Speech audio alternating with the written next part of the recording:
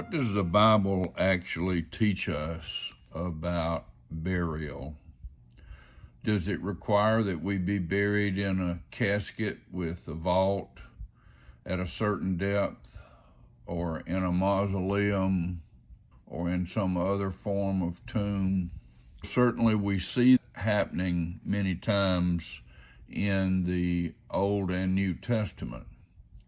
But when we go to find the scriptures that provide thou shalt be buried, or thou shalt be cremated, or thou shalt not be cremated, we don't find those because they're not there. So what should we do? In Genesis 3, verse 19, by the sweat of your brow you will eat your food until you return to the ground, since from it you were taken. And then he says, for dust you are, and to dust you will return. One of the objections to using cremation is that God will raise the dead that have been in their graves for extended periods of time have returned to dust.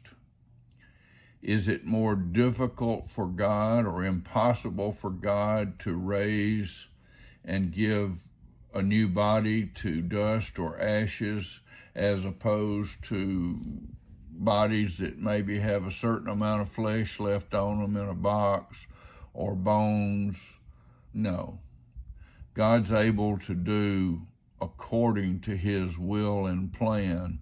And he has told us affirmatively that he will raise us up on the last day.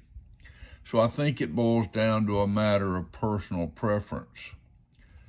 But I had a thought about burial and funerals and tombstones.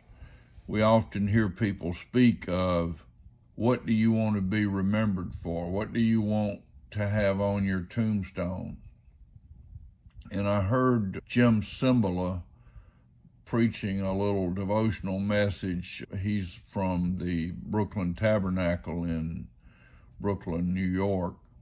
And he said a great thing. He's a very well-known preacher that's had a lot of impact on a lot of people.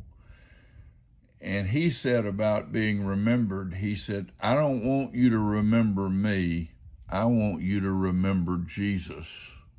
I like that. That's what I want too. What about you?